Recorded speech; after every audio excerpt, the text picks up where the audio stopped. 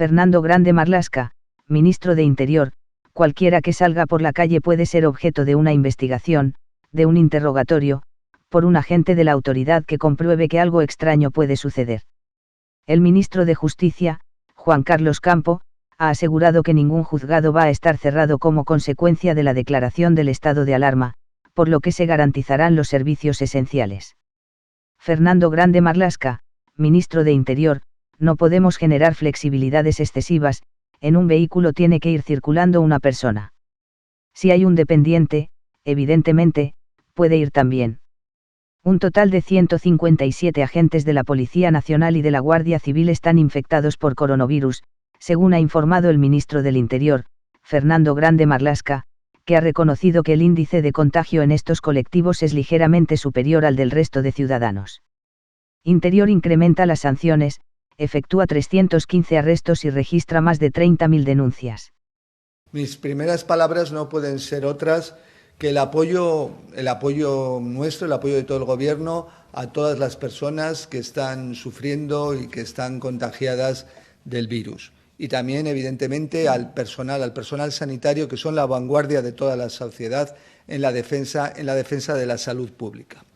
En ese sentido, también dejen que haga una especial referencia a las fuerzas y cuerpos de seguridad del Estado, que están cumpliendo con el deber de garantizar la seguridad pública de todos, garantizando nuestra salud y cooperando con el conjunto de las instituciones. Y un recuerdo a Pedro, un guardia civil recientemente fallecido como consecuencia del coronavirus. Él ha dedicado su vida, como tantos agentes de las fuerzas y cuerpos de seguridad del Estado, a garantizar todos nuestros derechos.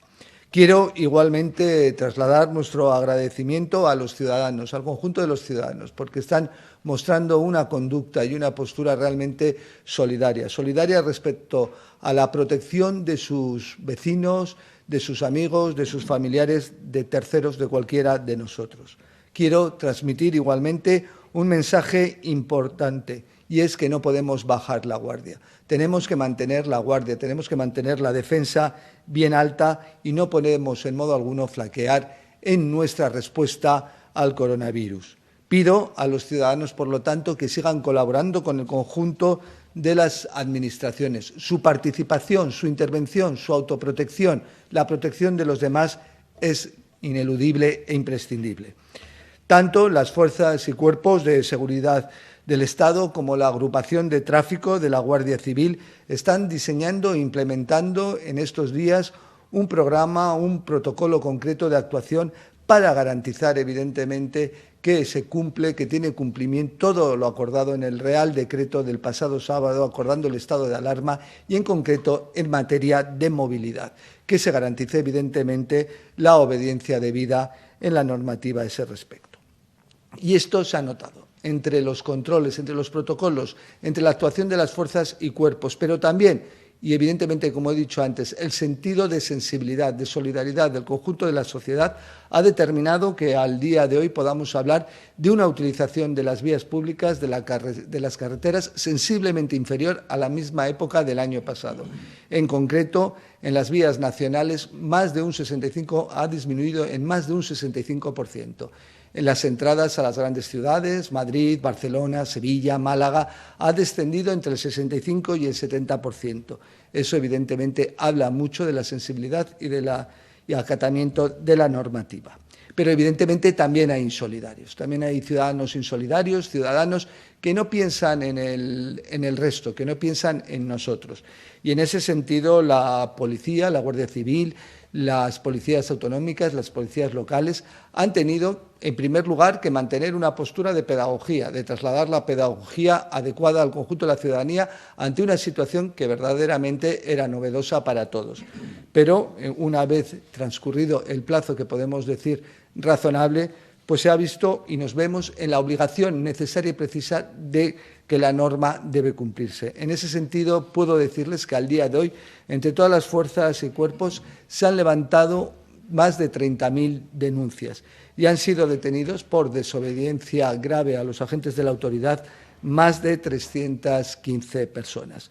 En ese sentido, referir que todas las fuerzas y cuerpos de seguridad mantenemos una coordinación, un centro de coordinación entre la Policía Nacional, Guardia Civil, Policías Autonómicas, Mossos d'Esquadra, Ertzaintza, Policía Foral y policías locales. Aparte de controlar, como se están haciendo, control de la movilidad, estamos garantizando las fuerzas y cuerpos de seguridad del Estado, como no podía ser de otra forma, y de una forma eficaz, que el personal sanitario desarrolle la función tan esencial y principal estos días como es el de garantizar la salud pública en condiciones de seguridad personal ineludibles. Es un papel fundamental y esencial por parte de nuestras fuerzas y cuerpos de seguridad del Estado. También nuestras fuerzas y cuerpos de seguridad del Estado, en tal sentido, con las policías autonómicas y locales, están garantizando el abastecimiento necesario y preciso de todos los servicios y bienes de primera utilidad. Pero también estamos tomando medida de la situación, porque una situación de confinamiento de parte de la sociedad durante ya casi una semana determina que hay que hacer evaluaciones concretas que garanticen ese sentimiento de seguridad. En ese contexto se está implementando y modificando en la medida de lo necesario el protocolo de seguridad del mayor, de los mayores, de los más vulnerables, donde las policías, las fuerzas y cuerpos están realizando una labor esencial de sensibilización y de comprobación del estado de los menores. En ese sentido, tanto Guardia Civil como Policía Nacional, policías autonómicas, policías locales, hacen comprobaciones efectivas y directas en domicilios de personas vulnerables con el sentido de comprobar cuál es su situación, su estado y dando la protección necesaria y trasladando a las instituciones correspondientes lo necesario para garantizar. También, y permítanme que hoy tengamos que lamentar y condenar de la forma más drástica el asesinato de una nueva mujer víctima de la violencia machista, víctima de la violencia de género, Karina, en Castellón. Seguimos en la lucha y seguiremos en la lucha con todas nuestras energías y todas nuestras fuerzas. Quiero decir, y viene al caso, de que, consecuencia de esta misma situación, desde el Ministerio del Interior, en coordinación con las consejerías de Interior, se han implementado, y con el Ministerio de Igualdad, medidas tendentes a que el sistema Biogen se actualice y realizar un seguimiento efectivo y directo del conjunto de las víctimas con un riesgo medio, alto y extremo, como no podía ser de otro modo, realizando seguimientos, llamadas de toda índole. Nuestro objetivo es claro, es garantizar la salud pública y garantizar la seguridad de todos nuestros ciudadanos, de todas nuestras ciudadanas, que evidentemente se ven alteradas por esta situación tan especial a la que estamos haciendo frente todos. También destacar que en el ámbito de la protección civil también se ha constituido, como ya se indicó, el Comité Estatal de Coordinación, donde mantenemos un nivel absolutamente satisfactorio de coordinación con el conjunto de las comunidades competentes en materia de protección civil, desde la Dirección de Protección Civil y Emergencias del Ministerio. En ese mismo sentido, vuelvo a decir, la Dirección General de Tráfico está haciendo los controles, como he dicho al principio de esta rueda de prensa, en el sentido de garantizar la seguridad vial, en los términos de que en este fin de semana, evidentemente, quien realice algún viaje sea por las razones estrictas, necesarias y esenciales que el propio Real Decreto determina. Y ahí estaremos, evidentemente, para garantizarlo. Finalmente, y sin perjuicio del desarrollo posterior de las preguntas que se nos puedan realizar, también es importante hablar de instituciones penitenciarias.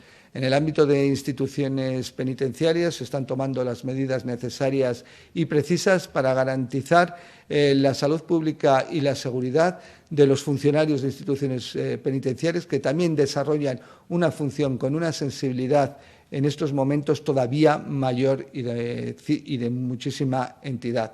Y en ese sentido también, evidentemente, la propia salud pública de los internos. Los internos que, como siempre ya hemos dicho en alguna otra ocasión, pero es importante recordar, se encuentran ya en una situación de privación de libertad, que las restricciones que nos vemos en la obligación de concretar en sus comunicaciones con familiares ya llegados pueda compensarse con otras medidas, con comunicaciones telefónicas mucho más habituales y otras medidas dentro de los centros penitenciarios. Evidentemente, siempre para garantizar la salud y la seguridad de todos ellos. Y finalmente, como también se ha expuesto, nuestro principal objetivo es garantizar la salud, la seguridad del conjunto de la ciudadanía española y también en el mismo índice garantizar la salud y la seguridad de todos los funcionarios públicos, de los funcionarios de la sanidad, de todo el colectivo sanitario, de las fuerzas y cuerpos de seguridad del Estado, de las Fuerzas Armadas, con quienes realizamos una coordinación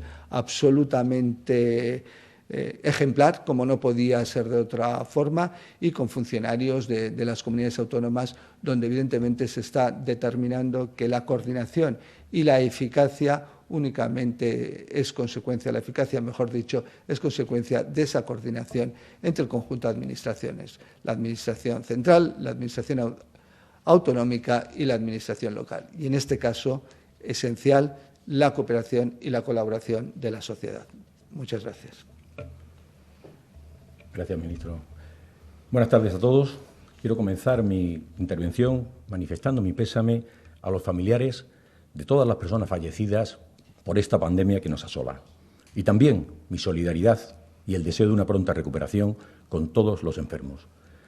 Pero quiero lanzar un mensaje de ánimo y de esperanza. Estoy seguro de que los sacrificios que estamos haciendo estos días, quedándonos en nuestras casas, dejando solos a nuestros mayores, tendrán su recompensa. Entre todos lo vamos a conseguir. No me cabe ninguna duda de que unidos lo podemos conseguir. Comparezco hoy ante ustedes para explicarles las medidas que el Gobierno, y en concreto el Ministerio que dirijo, y todas las administraciones con competencias en la Administración de Justicia, hemos adoptado durante los últimos días, con un objetivo claro: garantizar un servicio público esencial, porque es esencial para los ciudadanos, para nuestra convivencia y nuestra democracia, sobre todo en estas situaciones críticas por las que ahora pasamos. El ministro del Interior ha detallado la labor que cada día desarrollan los cuerpos y fuerzas de seguridad del Estado, para así cumplir las medidas aprobadas en el Real Decreto del Arma y todas sus derivadas. Pues bien, si su trabajo es esencial en la lucha contra el virus, también lo es la de los jueces, fiscales, letrados de la Administración de Justicia, funcionarios y laborales, abogados, procuradores, graduados sociales, notarios, registradores, etc. Como todos ustedes saben, en la Administración de Justicia intervienen instituciones muy diversas, muy diferentes. Por un lado está el Consejo General del Poder Judicial, que regula todo lo relativo al trabajo de nuestros jueces. Está la Fiscalía General del Estado, que regula el cuerpo de la carrera fiscal. Al Ministerio de Justicia le corresponden los letrados de la Administración de Justicia y aquellos funcionarios que no han sido transferidos a las comunidades autónomas. A las comunidades autónomas que han sido transferidos le corresponde la gestión de los recursos humanos y medios materiales. Desde el inicio de esta crisis, todas estas administraciones, Consejo, Fiscalía, comunidades autónomas, con la coordinación del Ministerio de Justicia, hemos consensuado todos los servicios esenciales que la Administración de Justicia debe seguir prestando durante esta situación excepcional que nos ha tocado vivir, con el personal que debe incorporarse a cada órgano judicial. Este es la principal resolución que hemos sacado, que establece cuáles son aquellos servicios esenciales que han de determinarse y prestarse de una manera presencial. Por tanto, los funcionarios de justicia, hay un paquete que está en funciones, como marca el Real Decreto, de teletrabajo, y hay otros servicios que hemos considerado que son esenciales. Y aquí es donde hemos coordinado todos estos servicios que les paso a detallar. Es presencial cualquier trámite judicial que, de no practicarse, pudiera causar un perjuicio irreparable. Es igualmente presencial los internamientos urgentes del artículo 763 de la Ley de Enjuiciamiento Civil. Me estoy refiriendo a los internamientos no voluntarios por razón de trastorno psíquico.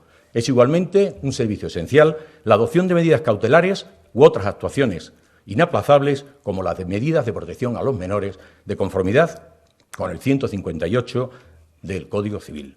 Los juzgados de violencia sobre la mujer realizarán los servicios de guardias que le correspondan.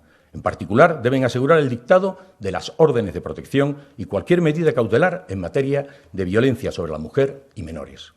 Igualmente, el Registro Civil seguirá prestando atención permanente durante las horas de audiencia. En particular, deberán asegurar la expedición de licencias de enterramiento, las inscripciones de nacimientos en plazos perentorios y la celebración de matrimonios de conformidad con el 52 del Código Civil, las actuaciones con detenidos y otras que resulten inaplazables, como la adopción de medidas cautelares urgentes, levantamientos de cadáver, entradas y registro y un largo etcétera detallado en la resolución.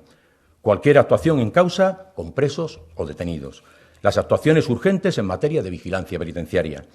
En el orden jurisdiccional contencioso administrativo se considera servicio esencial las autorizaciones de entradas sanitarias urgentes e inaplazables, derechos fundamentales cuya resolución tenga un carácter urgente, medidas cautelarísimas y cautelares que sean urgentes y recursos contenciosos electorales. En el orden jurisdiccional social, la celebración de juicios declarados urgentes por la ley y las medidas cautelares urgentes y preferentes, así como los procesos de expedientes de regulación de empleo y expedientes de regulación temporal de empleo. En general, y con esto acabo la enumeración, los procesos en los que se alegue vulneración de derechos fundamentales y que sean urgentes y preferentes. Pero sigo, porque lo verdaderamente importante no es la relación, sino el modo en que se ha llegado a esta determinación. Esta es la coordinación con la que todas las administraciones implicadas hemos actuado desde un principio y que se plasmó ayer en la orden ministerial 261-2020 del Ministerio de Sanidad, por la que se encomienda al Ministerio de Justicia la coordinación de la actividad profesional de los funcionarios judiciales en todo el territorio, de una manera consensuada con las comunidades autónomas. Igualmente, esta coordinación se extiende a los colegios profesionales. Al amparo de esta orden, este mismo mediodía se ha constituido de una manera formal la Comisión de Coordinación de Crisis de Justicia, que da carta de naturaleza a esos esfuerzos conjuntos y colectivos que venimos realizando Ministerio y las comunidades autónomas en plena coordinación con el Consejo General del Poder Judicial y la Fiscalía General del Estado. En esta última reunión, que ha sido esta misma mañana, entre todas estas administraciones hemos consensuado dos medidas que creo que pueden ser de interés general.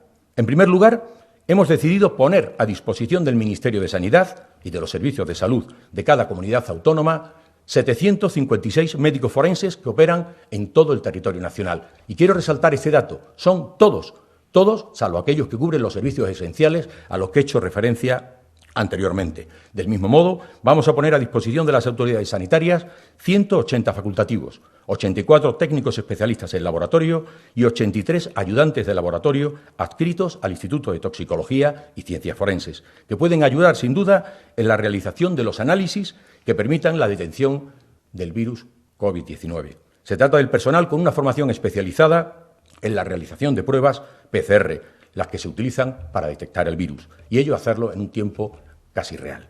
Además, esta comisión ha acordado crear una norma común en materia de seguridad laboral para los funcionarios de justicia que prestan su servicio en nuestros órganos judiciales. Las comunidades y el Ministerio nos hemos comprometido a enviar nuestras aportaciones durante este fin de semana y tener la regulación hecha el mismo domingo.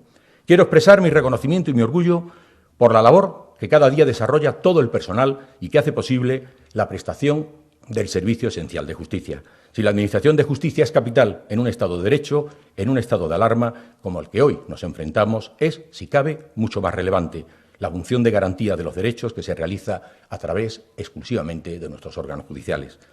Todos reconocemos el trabajo de nuestros sanitarios, las fuerzas de seguridad, los trabajadores que garantizan el suministro de nuestros alimentos, los farmacéuticos o los del transporte. Quizás el trabajo de los operadores jurídicos no sea tan visible, y no lo sea tan visible en este momento. Sin embargo, como ministro de Justicia, no puedo sino reconocer la encomiable labor que en estos momentos tan difíciles para todos prestan los ciudadanos para garantizar sus derechos. Gracias. Muchas gracias a ambos. Son las intervenciones del ministro de Interior, Fernando Grande Marlaska, y del ministro de Justicia, Juan Carlos Campos. Son las 7 de la tarde y trasladamos las preguntas que han formulado los periodistas y formulan en este mismo instante a través de los chats habilitados en la Secretaría de Estado de Comunicación y departamentos de comunicación de los distintos ministerios. Una de ellas, ministro Marlaska, al hilo de lo que acaba de decir, pregunta Televisión Española. Acaba de decir que se está diseñando e implementando un protocolo concreto de actuación para garantizar que se cumple con todo lo dictado. ¿Incluye que todo el que salga a la calle tenga que acreditar a dónde va con algún tipo de documento? Todo el que salga a la calle y debe hacerlo en las razones y por las circunstancias que la propia norma establece, el artículo 7. Siempre lo hemos dicho, toda movilidad tiene que ser una movilidad esencial, específica y por razones allí dispuestas, que podemos repetir, por razones de trabajo, por razones de asistencia sanitaria, por razones de urgencia vuelvo a decir, necesidad de acompañar a un dependiente y finalmente causas de justificada necesidad que puedan quedar acreditadas. Evidentemente, cualquiera que salga por la calle puede ser objeto de una investigación a ese respecto, es decir, de un interrogatorio por un agente de la autoridad que compruebe que algo extraño puede suceder en ese deambular de esa persona. Los agentes de la autoridad actúan, Policía, Guardia Civil, Mossos, Ertzaintza, policías locales, con proporcionalidad y en parámetros de necesidad y de aquello que es idóneo. Y en ese sentido, toda persona, desde el ámbito, vuelvo a decir, del cumplimiento de la ley y de la solidaridad con los demás, pues debe asumir en estos momentos esa carga complementaria que es consecuencia de ser ciudadano responsable, de tener que justificar evidentemente que su movilidad tiene una razón de ser.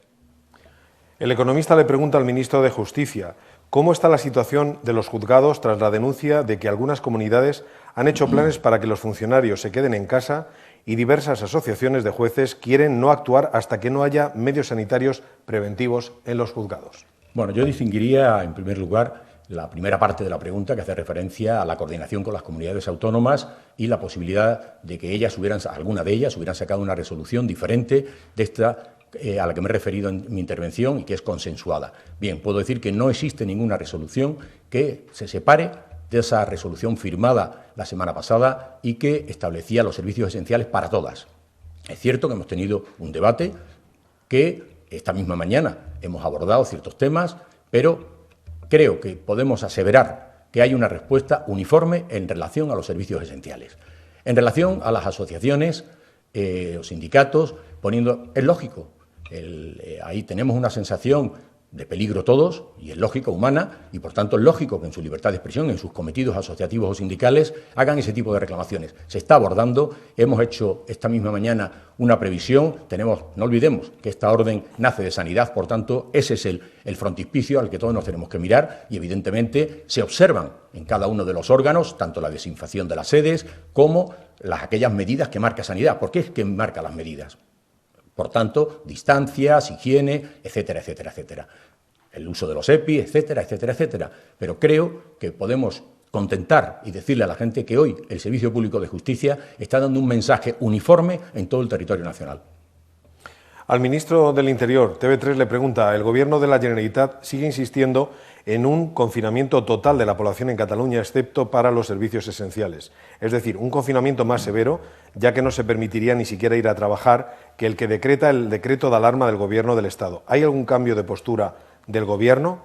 Y en relación con las tareas de la unidad militar de emergencias en el aeropuerto y en el puerto de Barcelona, ¿se van a repetir? ¿Con qué periodicidad? ¿Qué otras tareas específicas para la situación que estamos viviendo tiene previsto desarrollar la UME en Cataluña y en otros lugares? Bien, en ese sentido y en relación a las preguntas que se me realizan, indicar en primer lugar respecto a la última que la UME ha actuado y actuará va a actuar en Cataluña, ha actuado en el aeropuerto, seguirá actuando las veces que sean necesarias y precisas en ese aeropuerto y en otros aeropuertos, infraestructuras críticas e infraestructuras de cualquier índole donde sea necesaria su actuación, en este caso haciendo labores de desinfección, pero de cualquier índole. Vuelvo a decir, también próximamente lo hará en el aeropuerto de Loiu, en Bilbao, en los mismos términos que lo hizo y lo ha hecho en el aeropuerto del Prat y lo seguirá haciendo las veces que sean necesarias. Respecto a las medidas de confinamiento, las medidas de confinamiento que ha adoptado España son las más drásticas que se han adoptado en Europa. Son, si no las más drásticas, de las más drásticas que se han adoptado a nivel mundial. Incluso podría decir que poco equiparables en cualquier otro lugar. Con lo cual, lo que hay que referir e indicar siempre que, además de ser drásticas, lo son de conformidad a los criterios de las autoridades sanitarias, que es igualmente lo importante, y haciendo la oportuna correspondencia. Con lo cual, quiero decir que esto tiene que quedar absolutamente claro. Son las medidas más drásticas que en materia de confinamiento se han dictado. Pero lo importante que me hablaba también, y me hacían la referencia a la UME. La UME es un elemento de coordinación, Ministerio de Defensa, Fuerzas Armadas, coordinación, eficacia con todas las administraciones. ¿Qué es lo que se trata y se pretende, de una coordinación eficaz y efectiva entre el conjunto de las administraciones, la administración central, la administración autonómica y las administraciones locales. Y hablando de la UME, ¿qué va a hacer? Pues la UME hará todas las funciones de las que tiene una capacidad profesional más que acreditada. Y permítame que dé un ejemplo en el día de hoy. Sabemos todos que el Gobierno central, el Ministerio de Sanidad en concreto, es quien coordina al conjunto de autoridades sanitarias de España, todas las comunidades autónomas. No solo coordina, da instrucciones. El Real Decreto de Estado de Alarma establece que el Ministerio de Sanidad dará las instrucciones, las órdenes precisas y necesarias para garantizar que las medidas se adoptan en beneficio de todos. Pero también completa ayuda a las comunidades autónomas que siguen manteniendo su competencia. Y en ese sentido, buena prueba de ello, podemos recordar lo que ha sucedido hoy, donde la UME, a través del Ministerio de Defensa y evidentemente con la Comunidad de Madrid, se ha acordado la construcción de lo que podemos llamar una extensión hospitalaria, un hospital de campaña, lo importante, 5.500 camas con infraestructura médica necesaria para atender a nuestros ciudadanos. Vuelvo a decir, lo importante, la coordinación, la cooperación, que eso es eficacia. Y en este sentido, vuelvo a decir, el Gobierno central lo que hace es cooperar, coordinar, dar instrucciones y completar, ayudando a las comunidades autónomas en lo que corresponde. Otra pregunta para usted, ministro Marlaska. El periódico de Cataluña. Las fuerzas de seguridad del Estado llevan un recuento de contagios entre los miembros de la policía, Guardia Civil, otras fuerzas policiales. ¿Podría decirnos cuántos hay y qué evolución lleva el contagio entre los agentes? Bueno, tienen un policía y Guardia Civil, que es el punto que puedo dar hoy el dato. Tenemos un contagio de 157 efectivos, policía y Guardia Civil. Completaré esa información, les trasladaré con el resto de fuerzas y cuerpos del Estado. Es evidentemente un índice de contagio ligeramente superior a lo que acontece en el resto de la sociedad, porque también hay que reconocer que realizan una labor, una función de riesgo importante. Están en contacto, quiero decir, con la sociedad, están en contacto mucho más que otros con el riesgo y, evidentemente, su confinamiento para garantizar nuestra seguridad no puede materializarse en los mismos términos. Y aquí volveré a aprovechar para decir a los ciudadanos, miren, cumplan la normativa, las instrucciones de las fuerzas y cuerpos de seguridad del Estado, porque ven que ellos no pueden autoprotegerse porque nos protegen bastante más. Y entiendan que si ustedes no cumplen la normativa, se impongan las sanciones que se deben de imponer. Y recordaré que al día de hoy se han impuesto 30.000 sanciones. No se imponen por imponer, se imponen por incumplimiento de la ley y, en este caso, por insolidaridad manifiesta. La Razón le pregunta al ministro de Justicia, ¿qué medidas piensa adoptar para garantizar que el servicio del turno de oficio pueda prestarse en condiciones de seguridad sanitaria? ¿Contempla autorizar la asistencia por videoconferencia o telefónica siempre que sea posible para minimizar el riesgo de contagios? Y una más, ¿se adoptarán protocolos para que sean puestos a disposición judicial los casos más graves, evitando que la mayoría de los detenidos permanezcan en riesgo en calabozos o durante los traslados? Bien, es una pregunta muy interesante que esta mañana en la Comisión de Coordinación, el Gabinete de Crisis que hemos montado, se ha abordado. A ver, estamos bajo el prisma de las autoridades sanitarias y, por tanto, son la observancia de todas esas indicaciones las que regulan los servicios esenciales y uno de ellos es, sin duda, el servicio de guardia, donde, efectivamente, hay intervenciones de letrados de estas categorías, es decir, de oficio o de justicia gratuita, y se prestan en las mismas medidas que establece la autoridad sanitaria. ¿De qué estamos hablando? Estamos hablando de la prestación de un servicio donde es un derecho fundamental lo que estamos garantizando. Y en este sentido habrá que adoptar todas las medidas para que puedan tener garantías la eficacia de ese derecho fundamental, que es la asistencia letrada.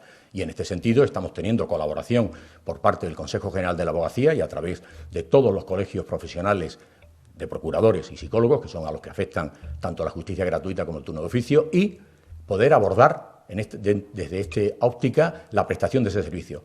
Puedo asegurar que se están observando todas las medidas marcadas por la autoridad sanitaria en relación a este servicio tan esencial. Pregunta Cibio para ambos, inicialmente para el ministro Grande Marlaska. Tal y como está redactada la ley, lo de ir de forma individual afecta a la circulación de personas, pero no a la circulación de vehículos. aunque organismos como la DGT están diciendo que está prohibido ir más de una persona en un coche. Entonces, ¿pueden ir 2 personas en un vehículo particular? Por ejemplo, en el supuesto de que acudan a trabajar y una de ellas no tenga carnet de conducir. Y para el ministro de Justicia, se ha planteado dudas en relación con las restricciones a la movilidad. ¿Se pueden hacer desplazamientos para llevar a los hijos de un hogar a otro cuando hay custodia compartida? Permítame que les vincule una pregunta que también realiza sobre esta cuestión Europa Press. Existe mucha confusión sobre el régimen de visitas de padres separados. En estado de alarma, ¿pueden los niños ir rotando de casa en casa en el caso de custodia compartida? ¿Pueden los padres o madres cumplir con el régimen de visitas pactado? Bueno, contesto la primera y dejo, evidentemente, como corresponde al ministro de Justicia, las otras 2, que realmente son interesantes. Y también está, miren, cuando estamos en una situación, en un estado de alarma, cuando evidentemente tenemos una crisis sanitaria importantísima, desconocida, y se toman medidas limitativas de la libertad ambulatoria, hay que ser muy serios en la aplicación de las mismas y que los criterios de flexibilidad sean absolutamente justificados y establecidos en la norma. No podemos generar, vuelvo a decir, flexibilidades excesivas. En ese sentido, vuelvo a decir, en un vehículo tiene que ir circulando una persona. Si hay un dependiente, evidentemente puede ir un dependiente también. Pero eso lo dice la norma. Tenemos que partir de pasos proporcionales y necesarios. Vuelvo a decir, la situación es incómoda para todos, para muchos, pero lo que es importante y relevante es que es el objetivo. El objetivo es evitar la propagación del virus. Y ante eso hay que tomar medidas y hay que ser realmente exigente con la conducta de todos nosotros. A ver, es un problema que se está planteando, pero yo siempre articulo el mismo mensaje. El artículo 7 del Real Decreto de Alarma establece los casos en los que es posible esa deambulación por nuestras calles y en qué condiciones. Evidentemente se dice que hay una excepción cuando van acompañados de menores, mayores, tal. Aquí tenemos ya los menores. Por tanto, regla general, tendrán que seguir cumpliéndose los acuerdos establecidos en medidas cautelares o en sentencias definitivas sobre la tenencia de los progenitores. ¿Esto cuándo cede? Cuando aquellas situaciones, pues el juez las valore, oído el Ministerio Fiscal y a las propias partes, y puedan determinar una situación en detrimento del menor. Pero no olvidemos que el retorno al domicilio habitual es una de las causas excepcionadas en el artículo 7 para la capacidad de moverse por las ciudades. Por tanto, no hay normativa en el artículo 7 que impida esas cuestiones. Insisto, será el juez en cada momento determinado, si se produce una incidencia, el que tenga que resolver si realmente tenía razón el padre que nos la ha entregado o no. Estamos analizando, y ha sido uno de los puntos debatidos, sobre los puntos de encuentro, es decir, ese punto de entrega, convivencias complicadas, donde se pueden recoger. Pero, insisto, es una situación y la sociedad es lo suficientemente madura para encontrar la solución a cada uno de los problemas. Tenemos claro cuál es la normativa, tenemos claro cuál es la resolución judicial, lo único que falta es adecuar esas actuaciones. Por tanto, como regla general, está en el artículo 7 y, por tanto, no tiene que haber por qué esa limitación. ¿Puede haberla? Sí, está establecida, lo explicaba el ministro hace un momento, porque hay veces que esa determinada flexibilización determinaría, estoy pensando en traslados de ciudades, una incomodidad tan grande que a lo mejor es preferible una restricción de ese derecho fundamental que tiene el menor a relacionarse con sus padres, porque ese es el interés vinculado junto al establecido en el Real Decreto de Alarma. Al ministro Marlaska le conducen varias preguntas relacionadas con los CIES, con los centros de internamiento de migrantes. De manera concreta, OK Diario pregunta sobre la liberación de internos en el CIE de Barcelona. Estaban pendientes de repatriación, formula, ¿por qué se ha decidido liberar este CIE? Si era un foco de contagio, ¿no era mejor confinarlos allí y no dejarlos en libertad cada uno por su lado? ¿Se hará algún tipo de seguimiento de estas personas una vez en libertad para que cuando pase el estado de alarma sean repatriadas? Otro periodista ha formulado, y no lo encuentro ahora mismo en el timeline, sobre esta misma circunstancia, habida cuenta de que el defensor del menor, al parecer, ha propuesto la liberación de las personas ingresadas en estos centros. Bien, en primer lugar, y respecto al último de los elementos, en los CIES no hay menores, quiero decir, para dejarlo claro ante la ciudadanía, digo porque se ha referido el defensor del menor. En los CIE son extranjeros que están sujetos a expedientes de expulsión por estancia irregular, acordado el internamiento. Esto también es importante hacer alguna vez pedagogía por la autoridad judicial. Con lo cual, la liberación de los mismos también interviene la autoridad judicial y se ha sustentado en el de Barcelona. Actualmente, a esta tarde, había seis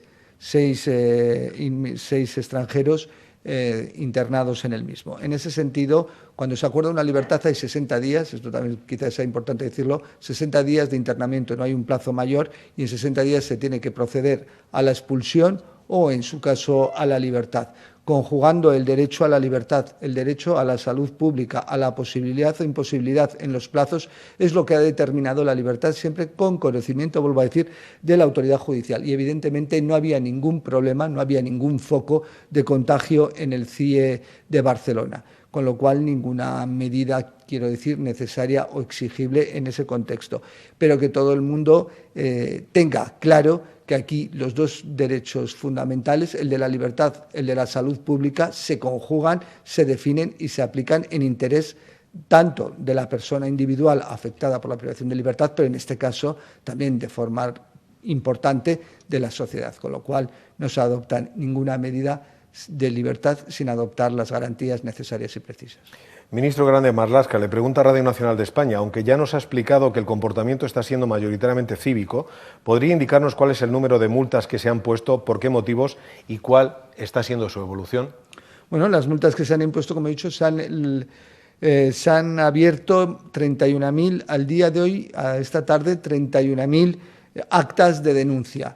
¿Qué quiere decir esto? Pues que ha habido 31.000 intervenciones en el conjunto de España por todos los agentes de la autoridad, de todas las policías, donde las conductas que se imputan a cada uno de los ciudadanos objeto de ese expediente es haber violentado el artículo 7, es decir, haber transitado por la vía pública no concurriendo ninguna de las causas que lo justifica al amparo del artículo 7 y en ese sentido incumpliendo la norma que determina un confinamiento en los extremos indicados y poniendo en riesgo, que esa es la razón de la norma, que no nos olvidemos, poniendo en riesgo la salud de todos nosotros, del conjunto de la ciudadanía, manifestando una conducta insolidaria. No lo olvidemos, que esa es la razón de la norma y esa es la razón de la sanción. Las sanciones, evidentemente, llevan su cauce, se imponen y, definitivamente, una vez que el procedimiento se haya desarrollado, se dictará la resolución oportuna. Dos preguntas consecutivas para el ministro del Interior. News Diario le pregunta, ¿tienen derecho o posibilidad de negarse a ocupar sus puestos miembros de las fuerzas de seguridad que entiendan que existe riesgo para sus vidas? Y Radio Intereconomía le pregunta, ¿cómo van a garantizar que la población no se desplace este fin de semana a segundas residencias? ¿Cuál es el plan de la DGT? Bien, en relación al primero de las preguntas, yo quiero darle la vuelta. Me gustaría decir que nosotros tenemos la obligación de dotar a las fuerzas y cuerpos de seguridad de los medios necesarios y precisos para realizar su trabajo con seguridad. Y eso es lo que este Gobierno está haciendo, como no podía ser de otro modo. Con lo cual no alcanzo a comprender cualquier otra conducta porque digo y sigo manteniendo que la obligación es nuestra de dotarles de los medios, que es lo que estamos haciendo. En segundo lugar, y respecto a la segunda de las preguntas, la Dirección General de Tráfico, con la agrupación de la Guardia Civil, en cooperación y coordinación, porque tráfico tanto en Cataluña como en el País Vasco está transferido. En ese sentido, estamos trabajando coordinadamente para adoptar las medidas necesarias y precisas para controles, para campañas haciendo conocer, dar a conocer a la ciudadanía la pedagogía de la que hablábamos anteriormente, la existencia de esos controles, la prohibición de abandonar su residencia habitual porque no es un fin de semana normal y en esos términos y en esos parámetros estableciendo esos controles para aquel que después de esa pedagogía, de esa campaña de información, no atiende, pues evidentemente pues se le pueda imponer la correspondiente sanción y evidentemente no posibilitarle que haga el traslado a esa segunda residencia. Y me gustaría volver, sé que puedo ser muy reiterativo, pero que evidentemente que todo el mundo piense primero en los que están ya contagiados, en los que han fallecido consecuencia del virus, en la gente que se está jugando la vida, los sanitarios, todo el personal de la salud pública que se está jugando la vida, los funcionarios públicos, las fuerzas y cuerpos de seguridad del Estado, las fuerzas armadas, tanta y tanta gente, todos, como decía el ministro de Justicia, los que se dedican a abastecer de los servicios imprescindibles, de los bienes imprescindibles para que todos podamos desarrollar nuestra vida. Que antes de mantener una conducta insolidaria y pensar en uno, piensen en todos, porque ahora tenemos todos un poquito más de tiempo para pensar. Pensemos bien en los demás. Para el ministro de Justicia, Juan Carlos Campo, el Confidencial insiste, los jueces denuncian que los juzgados son un coladero de contagios y piden el cierre. Están estudiando el parón de actividad. Alternativamente, ¿se va a proporcionar al personal de los juzgados material y medidas de protección de manera inmediata? Sí, vamos a ver, no se va a cerrar ningún juzgado. Existe una actuación concreta, coordinada sobre este particular, y aquellos juzgados donde, al igual que cualquier otro servicio público, se hayan detectado casos, se produce un desalojo inmediato para desinfectarlo y reanudar otra vez la prestación de esos servicios esenciales. Esa es la idea. Yo quisiera, como decía el ministro hace un momento de Interior, darle la vuelta, porque le voy a decir algo que esta mañana hacía la reflexión. Estoy convencido, y fíjese lo que digo, estoy convencido que en muy poco tiempo esos aplausos que cada noche salimos a nuestros balcones y terrazas a aplaudir a los sanitarios, a los cuerpos y fuerzas de seguridad del Estado, estoy deseando que un día también sean, por lo menos un pedacito de ellos, para los servidores públicos de la Administración de Justicia, porque lo hacen todos los días, se dejan, como tantos servidores públicos, sus miedos aparte y se dedican a atender al ciudadano. Y por eso espero que puedan prestar sus servicios en las mejores condiciones. Y ahí es donde estamos coordinados y de forma inmediata se están entregando y se van a potenciar en los próximos días todas aquellas medidas de protección para que puedan realizar sus tareas de una manera más segura y más tranquila. Finalizamos con una pregunta para el ministro del Interior, Fernando Grande Marlaska, que le traslada Clarín, de Argentina. ¿El Gobierno va a proponer, a la vista de la situación, al Congreso prolongar el estado de alarma? Bueno, el Gobierno, el presidente del Gobierno, como director, evidentemente, y la verdadera autoridad competente, estudiará, evaluará las circunstancias cuando corresponda. Y, como se viene haciendo hasta el día de hoy, y como seguiremos haciendo, se adoptarán las medidas necesarias y precisas para garantizar lo principal, la salud pública del conjunto de los ciudadanos. Agradecemos la comparecencia de los ministros de Interior y de Justicia. A lo largo de la tarde facilitaremos nuevos datos sobre las citas y comparecencias informativas del Gobierno en el día de mañana, sábado. Muchas gracias.